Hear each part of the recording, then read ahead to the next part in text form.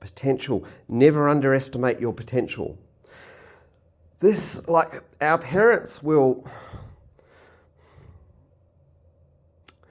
when we get conditioned in our upbringings when we are very young, like, I think it starts at birth. But, from 3 to 4, we are so vulnerable to the world's conditioning, especially from adults and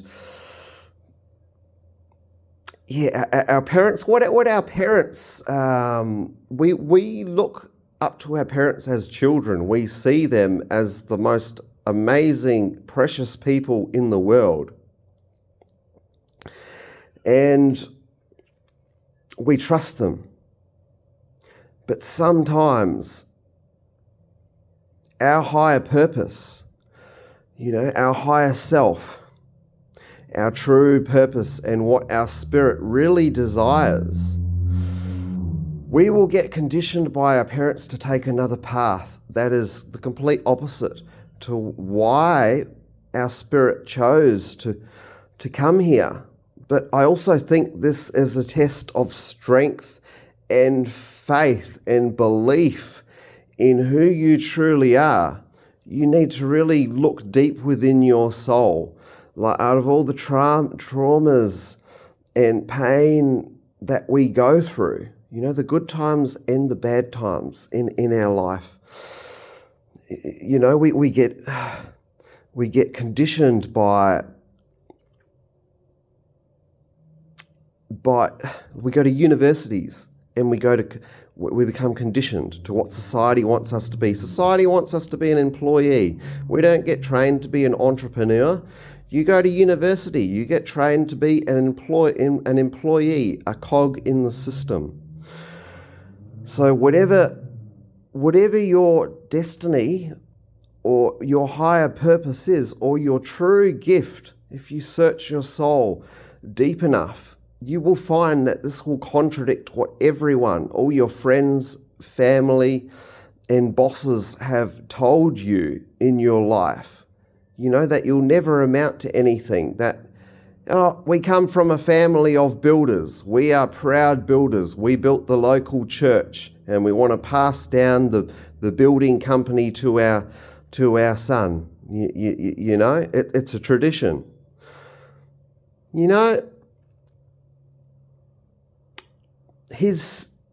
Their son. He could have been a shaman in the Amazon in a past life, and his true calling, his true gift is to heal people. In his past reincarnation, he would heal the whole village. The village didn't need doctors. All they needed was the shaman of the village. And if anyone was sick, if anyone was going through mental health issues. I don't believe in mental health issues. I believe this is a construct of the Western world, the Western society. If you go to the Amazon tribes and you talk to them, they don't. If they're having any blockages in their spirit, if they have any pain that they can't deal with, if there's any sickness that their child has come down with, they will go to the shamans, and the shaman will cure that child with either plants from the forest, or they will start chanting mantras and music, like sound healing. They will all dance around a fire with this child, and they're all focusing the energy on healing this child. They will do a ceremony in name of spirit, and they'll literally channel that fifth dimensional and energy from the higher realm, and they'll realign the energy centers in this child. We don't need chemicals to heal us. It is one way of doing it, but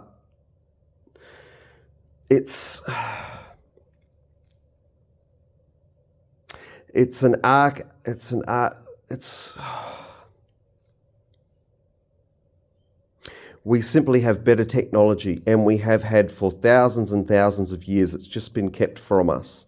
That's why ayahuasca, our governments are so, it's legal in every country except South America. That's why it's been illegal for so long, because it's a threat to the pharmaceutical industry, and they want to sell their antidepressants. You know, there'd be plants in the Amazon that would heal cancer, but cancer's a very new ailment. It's mainly from the change from westernizing the world, from pollution and all the chemicals that we've introduced into the environment. You find these ancient tribes in the Amazon, they never had cancer, and they had viruses, sure. You know, they'd still get sick, they'd still get colds. But the shaman, they simply knew that nature was a provider and nature was a healer. And if they trusted between nature and spirit, there wasn't any ailment that they couldn't cure until the Westerners brought their diseases to their village. And if that village, that commune had just not been exposed to Western people, a lot of these civilizations and lost knowledge of healing from these shamans, it would still be here today. So this is simply potential, is trust in your potential, trust in your higher self, and whatever aligns with your heart, that's what you're meant to do. I was very fascinated growing up in crystals and gemstones. And I don't know why, but I feel like in another reincarnation, it could have been on Earth, it could have been like another planet or dimension entirely. But I believe in this civilization I was living in, this past life, we used crystals for healing and for energy. There's hidden technology in the crystalline structure of different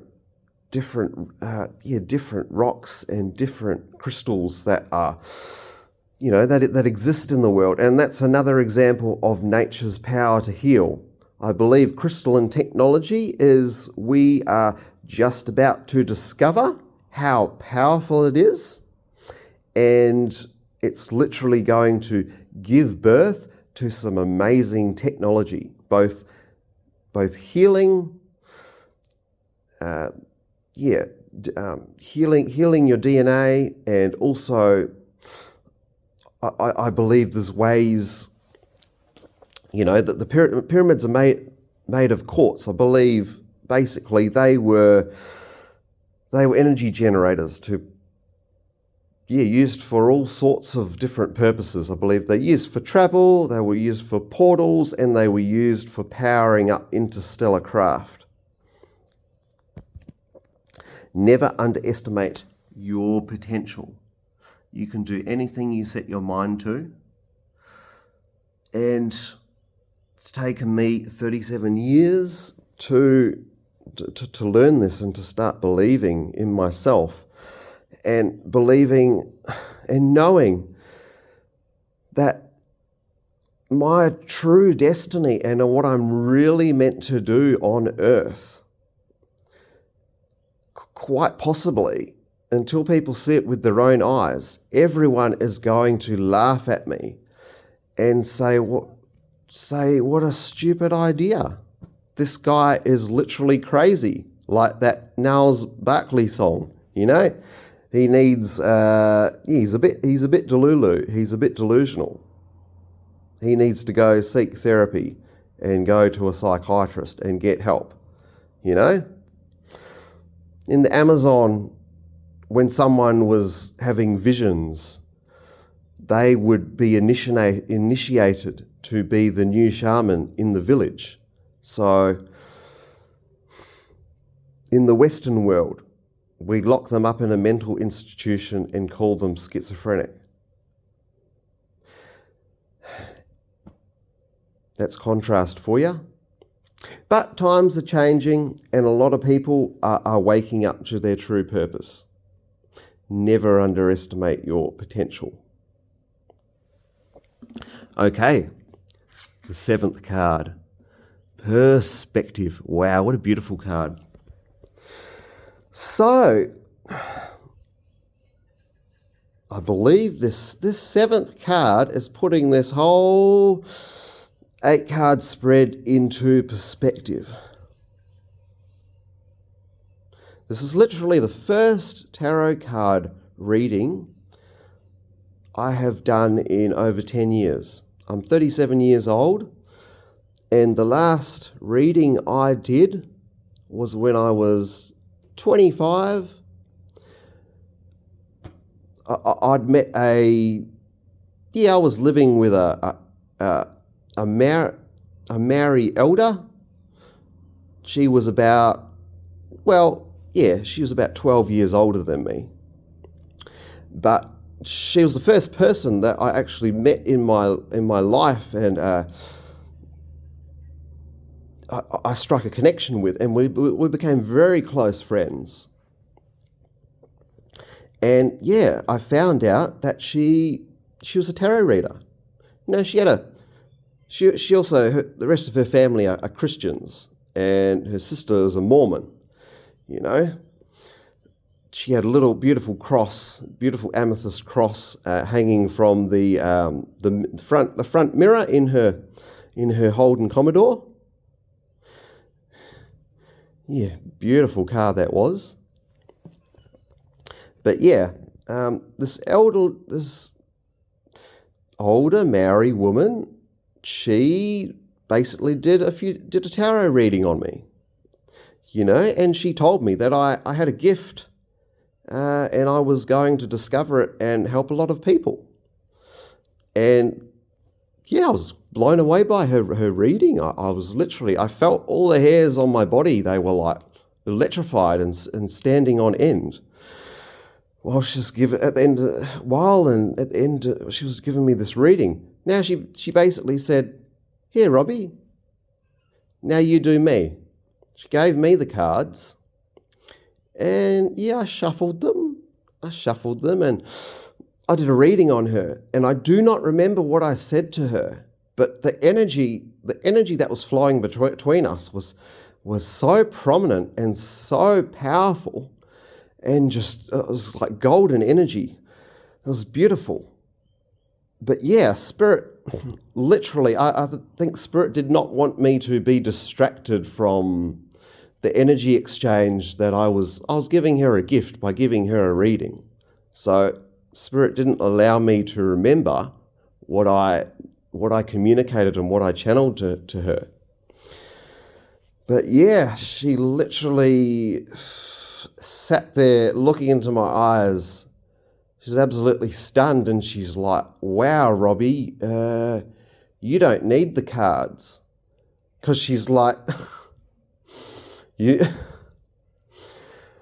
took one look at the cards, and literally I was staring into her eyes like the whole time. I didn't need to look back at the cards. It just all came to me automatically after that. And it was like water. It was like a river flowing so naturally. But after that, it was time for her to move on. She went back to New Zealand a couple of months later, and I followed suit. Actually, I went over to New Zealand. I spent about 8 years over there, and I was working with my half brother. Grown up most of my life without even knowing I had a brother, and I found out on my 25th birthday that my uncle came to Perth that I had a half brother, and he lives in New Zealand. I'd been praying to God like my whole life. I was so jealous of the kids at school, in primary school. They all go around and go to their houses and hang out with their brother and sister, and All of them. No one was an only child at my school. I think there were two or three out of like a whole class of 30, But all my friends, they all had brothers and sisters, and I'm like, oh, I wish to God that I had a brother or a sister. I had such an amazing mother. She brought me up all by herself, and she told me she didn't think she was doing a good job. She didn't know what she was doing. She did an amazing job. She didn't need anyone to tell her or teach her how to be a mother. She knew. She had a lot of trauma and she didn't believe in herself, which was quite sad.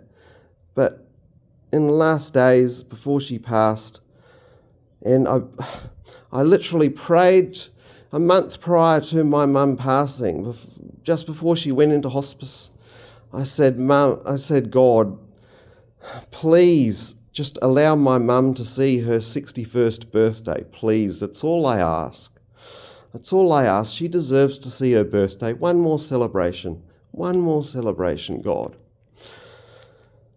Well, God answered my prayer. It was 12:30 at night. I was sitting next to my mum at the hospice, and said, "Mum, happy birthday, you're 61. She said, hold my hand. So I got about half an hour into her 61st birthday. I held her hand, and I it's what she wanted. I was in the armchair right next to her bed, as close as I could be, and I fell asleep. I woke up in the morning at about 9:30 to the nurse tapping on my leg. I looked over at my mum. She was still there. I hadn't seen any colour change in her skin. She was still as bright pink as she ever was. She still looked like she was glowing. The nurse said she looked so peaceful. The nurse said my mum had passed peacefully in her sleep.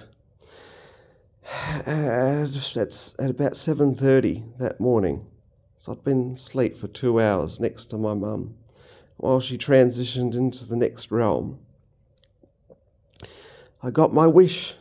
God is a good God. He is loyal. Even though I only had half an hour with my mum, I got to lay beside her dreaming while she transferred, while her spirit got uplifted and transferred into the next realm. And that is a gift that happened on her birthday. That is a gift I will treasure till the day I die.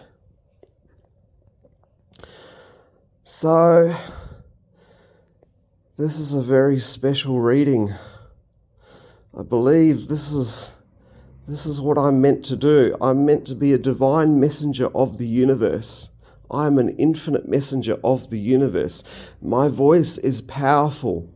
Your voice is powerful. If you know truth, it is your duty to share it with the world. The world needs healing at this time.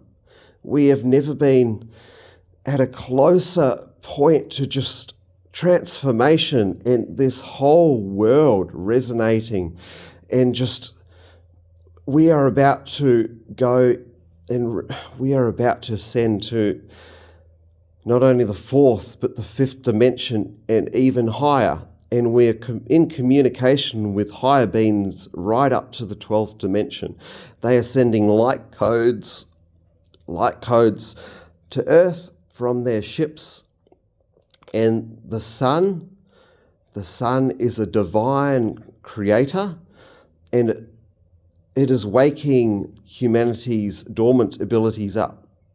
I believe telepathy is one of the first gifts that humanity will reacquire. And this will be partially due to the solar flash, which is imminent. A huge solar storm and sunspots on the sun.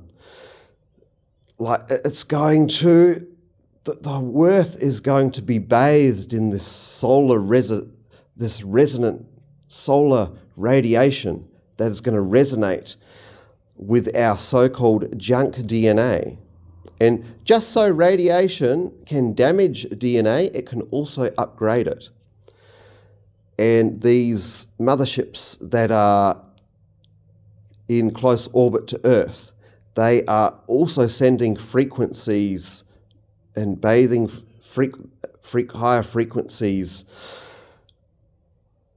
from their ships to Earth. And that is also waking up our dormant abilities that have been locked away in our ancient DNA. So yeah, I believe about 4 or 5 years, people are going to start developing telepathy. It may even happen sooner than that. But we must have pure intentions towards our fellow human. You know, if we're able to have such an intimate connection with like another human being, we must, it must be of pure vibration. You know, don't be scared by the fact that this will also, like, we won't need privacy when we are vibrating on such a high frequency. It's like when Adam and Eve came to this earth and they ate the apple, the knowledge of true and the knowledge of good and evil. It was only then that they felt naked and they felt like they had to hide. This is another reason, like telepathy, humanity needs to ascend to the right level, to where this ability will be used for only good. So this is the reading of a new era that we are on the brink of entering. And there's just such love, such beautiful things awaiting humanity for the collective. This is a reading I've done for myself personally, but I now see it as a message for all of humanity to just embrace this change. This is not just for me, but for everyone. Every single one of us on this earth. Every waking moment, every breath of air that we breathe. This is our future right here. We need to embrace it and come from a place of love. We must love all beings before extraterrestrials and other beings can live in unity with us and show us what ancient knowledge and show their true form. We must not come from a place of fear. Fear is still very strong and prominent in the human collective. And when humans are scared, we hurt people. We hurt people out of fear. So we must love all beings and come from a place of love and not fear. Thank you for listening to this reading. I am Perthling, coming from a place of love and pure intention. This is simply a guide. If it resonated with you on any level, please leave a comment.